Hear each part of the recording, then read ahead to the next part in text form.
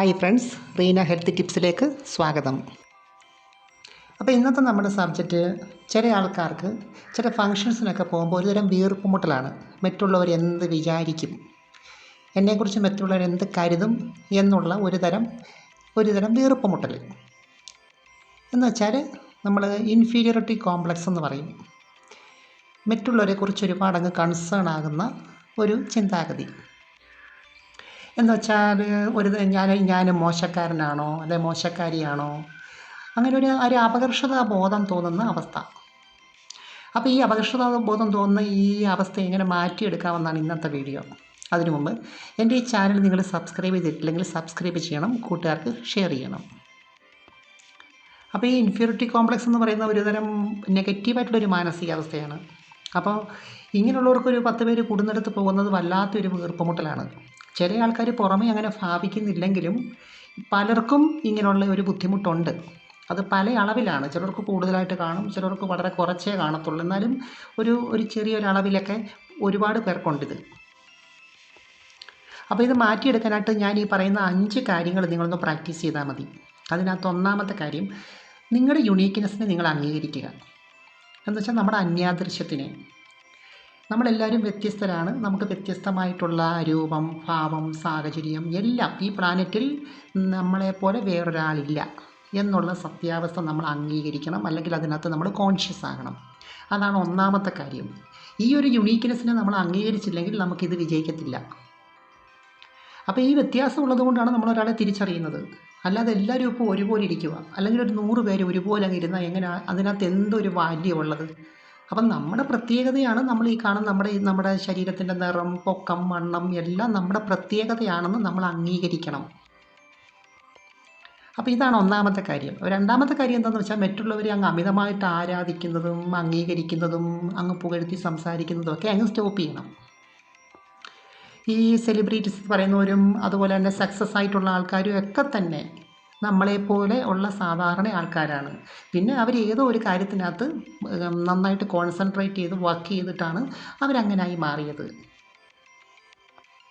ചില ആൾക്കാരുണ്ട് മറ്റുള്ളവരുടെ പോസിറ്റീവായിട്ടുള്ള കാര്യങ്ങളെക്കുറിച്ച് അങ്ങ് പുകഴ്ത്തി പറയുക, എന്നിട്ട് സ്വന്തം പോസിറ്റീവ് കാര്യങ്ങൾ കാണത്തില്ല. സ്വന്തം വീട്ടിലെയോ അല്ലെങ്കിൽ സ്വന്തമായിട്ടുള്ള ഭാര്യയുടെയോ മക്കളുടെയോ അല്ലെങ്കിൽ ഭർത്താവിൻ്റെയോ ഒക്കെ പോസിറ്റീവ് കാര്യങ്ങളൊന്നും കാണാതെ മറ്റുള്ള വീട്ടിലെ ആൾക്കാരുടെ പോസിറ്റീവ് കാര്യങ്ങളൊക്കെ ഇങ്ങനെ കൂടുതലായിട്ടങ്ങ് പറയുകയും കൂടുതലായിട്ടങ്ങ് പുകഴ്ത്തി പറയുകയൊക്കെ ചെയ്യുന്ന ഒരു ശീലമുണ്ട് ചില ആൾക്കാർക്കുണ്ട്. അത് ആണുങ്ങൾക്കും ഉണ്ട്, പെണ്ണുങ്ങൾക്കും ഉണ്ട്.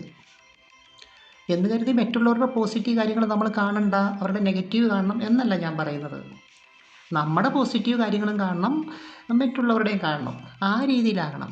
അല്ലാതെ മറ്റുള്ളവരുടെ എല്ലാം പോസിറ്റീവ് കണ്ടിട്ട് നമ്മുടെ നെഗറ്റീവ് കണ്ടാൽ അത് നമുക്ക് ഇൻഫീരിയോറിറ്റി കോംപ്ലക്സ് ഉണ്ടാക്കും. അപ്പം ഞാൻ പറഞ്ഞു വരുന്ന ഇതാണ്, നമ്മളൊരു ഫംഗ്ഷനിൽ ചെല്ലുമ്പോൾ അവിടെ വന്നിരിക്കുന്നവരെല്ലാം ഏതാണ്ട് ഒരുപോലെ കാണാൻ നോക്കണം.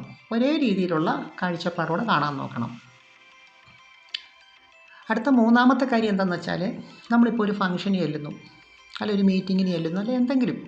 അപ്പോൾ അങ്ങനെ ചെല്ലുമ്പോൾ അവിടെ വന്നിരിക്കുന്ന ഓരോരുത്തരുടെയും മുഖത്ത് നോക്കി ഇങ്ങനെ അവരുടെ റെസ്പോൺസ് എന്താണ്, അവരെന്നെക്കുറിച്ച് എന്താ പറയുന്നത്, അവർ നമ്മളെക്കുറിച്ച് വേറെ ആരോടെങ്കിലും കുറ്റം പറയുന്നുണ്ടോ, അല്ലെ കളിയാക്കുന്നുണ്ടോ, പരിഹസിക്കുന്നുണ്ടോ, അല്ലെങ്കിൽ നെഗറ്റീവായിട്ട് സംസാരിക്കുന്നുണ്ടോ എന്നൊക്കെ ഇങ്ങനെ ഇടയ്ക്കിടയ്ക്ക് ഇങ്ങനെ ഓരോരുത്തരുടെയും മുഖത്ത് ഇങ്ങനെ സൂക്ഷിച്ച് മാറി മാറി മാറി അവരെ നിരീക്ഷിക്കുന്ന പരിപാടി അങ്ങ് സ്റ്റോപ്പ് ചെയ്യണം.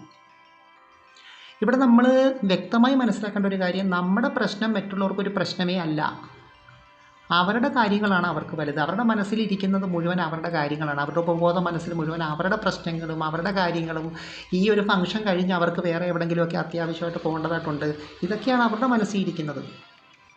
ചിലപ്പോൾ നമ്മളെ കാണുമ്പോൾ അവർ എന്തെങ്കിലുമൊക്കെ ചോദിക്കും, അല്ലെങ്കിൽ നമ്മളെക്കുറിച്ച് വേറെ ആരോടെങ്കിലുമൊക്കെ 1-2 കാര്യങ്ങളൊക്കെ പറഞ്ഞിരിക്കും. ഇതൊക്കെ വെറുതെ ചുമ്മാ അന്നേരത്തെ ഒരു ടൈം പാസിന് വേണ്ടി അവർക്ക് എന്തെങ്കിലുമൊക്കെ ഒന്ന് പറയണ്ടായോ, ചോദിക്കണ്ടായോ? അതിനു വേണ്ടി മാത്രം ചോദിക്കുന്നതല്ല, ഉള്ളിൽ തട്ടിയൊന്നുമില്ല. അവർ നിങ്ങളങ്ങോട്ട് മാറിക്കഴിയുമ്പം നിങ്ങളെ മറന്നു. അതുകൊണ്ട് എല്ലാവരെയും ഇങ്ങനെ സൂക്ഷ്മമായി നിരീക്ഷിക്കുന്നത് നിർത്തിയിട്ട് പൊതുവായിട്ട് എല്ലാവരെയും ഒന്ന് നോക്കുക, അത്രയേ ഉള്ളൂ. അപ്പം നാലാമത്തെ കാര്യം വളരെ പ്രധാനപ്പെട്ട കാര്യമാണ് കേട്ടോ. നിങ്ങളൊരു ഫംഗ്ഷന് പോകുന്ന ദിവസം, അന്നത്തെ ദിവസം നിങ്ങളൊരു കാരണവശാലും വീട്ടിൽ അസ്വസ്ഥമാകുന്ന രീതിയിലുള്ള സംസാരങ്ങൾ ഒഴിവാക്കണം. വഴക്കിടരുത്. അതുപോലെ നിങ്ങൾ നെഗറ്റീവായിട്ടുള്ള കാര്യങ്ങൾ, നിങ്ങളുടെ വീട്ടിലെ കാര്യങ്ങൾ ഇങ്ങനെ സംസാരിക്കുക, അത് നിങ്ങളുടെ ശ്രദ്ധയെ കൊണ്ടുവരിക, അങ്ങനെയുള്ള കാര്യങ്ങളൊക്കെ ഇങ്ങനെ പറഞ്ഞിട്ട് എന്ന് വെച്ചാൽ ഒരു വഴക്കിട്ടിട്ട് ഇങ്ങനെ ഒരു മീറ്റിങ്ങിന് അല്ലെങ്കിൽ ഒരു ഫംഗ്ഷന് പോകാതിരിക്കാൻ ശ്രദ്ധിക്കണം. അതിന് പകരം നിങ്ങളുടെ വീടുമായിട്ട് ബന്ധപ്പെട്ട പോസിറ്റീവായിട്ടുള്ള കാര്യങ്ങളെക്കുറിച്ച് കോൺഷ്യസ് ആയിട്ട് പറഞ്ഞിട്ട് വേണം ഒരു ഫംഗ്ഷന് പോകാൻ. അങ്ങനെ നിങ്ങളൊന്ന് പോയി നോക്കിക്കേ.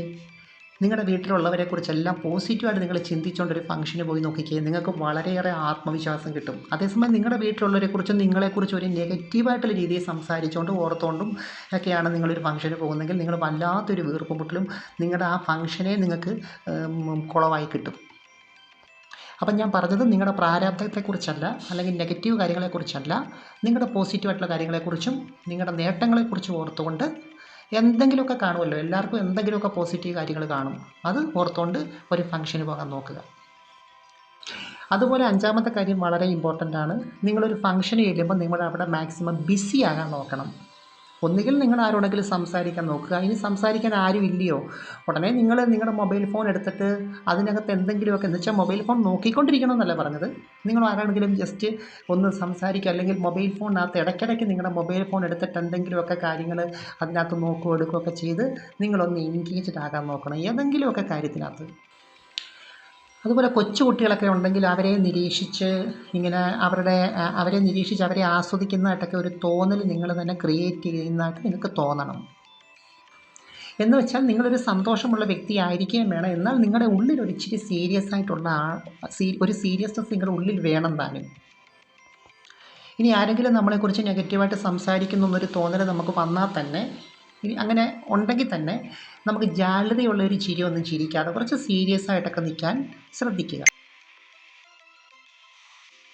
അപ്പം ഞാനിതിൻ്റെ ഒരു സെക്കൻഡ് പാർട്ട് വേറൊരു വീഡിയോ ചെയ്യാം. അതുകൊണ്ട് ഈ വീഡിയോ ഇഷ്ടമായെങ്കിൽ നിങ്ങൾ സബ്സ്ക്രൈബ് ചെയ്യണം, കൂട്ടുകാർക്ക് ഷെയർ ചെയ്യണം. Thanks for watching. See you next time. By.